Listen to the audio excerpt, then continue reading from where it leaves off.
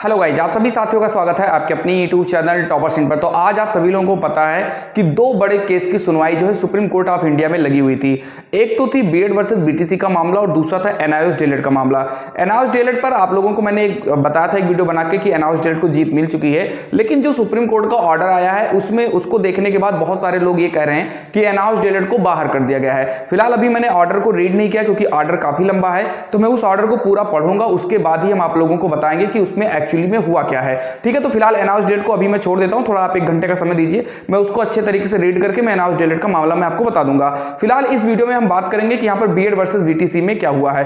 ठीक है, तो बीएड वर्सेस बीटीसी का केस आप यहां पर पीछे में जो देख सकते हैं, जो यहां पर केस था Arnab Ghosh versus Union of India, जिसकी सुनवाई आज 28 नवंबर 2023 को honourable mister justice Aniruddha Bose और honourable mister justice Augustine Georgia के बेंच में जो है यहां पर होने वाली थी। और फिलहाल उसकी सुनवाई कंप्लीट भी हो गई है। उस जो है उस कोर्ट में क्या हुआ, कोर्ट नंबर 7 में इसको सुनवाई होने वाली थी। तो फिलहाल आप सभी लोगों को मैं बता दूं कि यहां पर जब केस जाता है और प्रशांत भूषण जी जो कि बीएड की तरफ से थे, उन्होंने जब बातों को रखा तो अनिरुद्ध बोस जी को ये केस पहले से पता ही था। उन्होंने इसको सुना, फिर उन्होंने यही कहा कि क्या ये 11 अगस्त वाला केस है जिस पर हमने फैसला सुनाया था। उन्होंने कहा हाँ यही सारा मैटर है, और उसके बाद में फिर ज्यादा कुछ बातें नहीं हुई है। और दरअसल जो 2-3 केस और भी चल रहे हैं सुप्रीम कोर्ट में, तो प्रशांत भूषण जी ने कहा कि इन सारे केस को आप मर्ज कर दीजिए, एक में ही मर्ज कर दीजिए, क्योंकि बार बार आने से अच्छा है कि एक ही बार में सारे केस को सुनवाई कर ली जाए। क्योंकि जब केस का मैटर ही एक है तो सारे को अलग अलग डेट में सुनने से कोई मतलब मेरे हिसाब से नहीं बनता है। ऐसे में जो है यहाँ पर जो डीएलएड के जो यहाँ पर वकील थे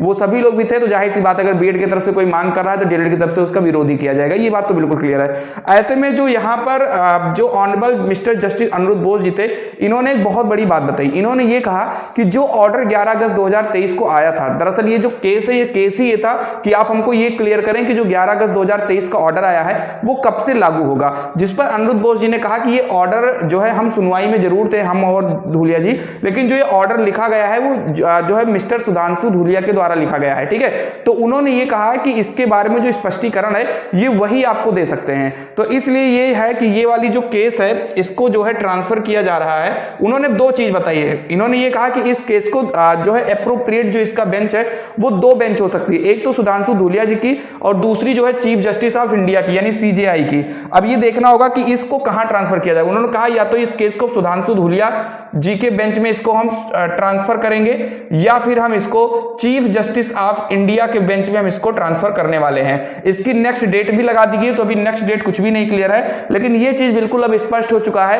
कि अब इस केस की सुनवाई अनिरुद्ध बोस जी की बेंच में नहीं होगी।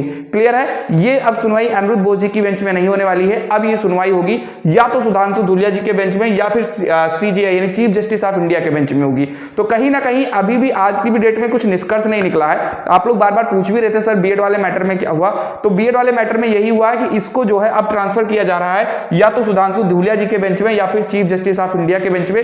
ये अभी नहीं क्लियर है, अभी जब ऑर्डर शाम तक आ जाएगा तब क्लियर होगा कि इसको किसके बेंच में भेजा जा रहा है और इसकी नेक्स्ट डेट क्या हो सकती है, क्योंकि अभी नेक्स्ट डेट भी नहीं क्लियर है। ठीक है, तो फिलहाल आज अभी कोई इतना बड़ा वो नहीं आया है कि कब से लागू होगा। ठीक है, तो ये थी आज बीएड वर्सेस बीटीसी मामले की पूरी अपडेट। और साथ ही साथ एनआईओएस डीएलएड वाले आप थोड़ा सा परेशान तो होंगे ही, मैं बिल्कुल जानता हूं, आप थोड़ा सा रुक जाइए, बस उसको पूरा हम ऑर्डर पढ़ लें, उसके बाद में फिर हम आप लोगों को पूरी वीडियो बनाकर उस पर बताते हैं कि आखिर में एनआईओएस डीएलएड पर क्या है, क्योंकि अभी हल्ला उड़ रहा है कि एनआईओएस डीएलएड को बाहर कर दिया गया है, तो उसको पढ़ने के बाद ही हम चीजों को क्लियर करवा पाएंगे। ठीक है, ये रही आज की अपडेट। जय हिंद, जय भारत।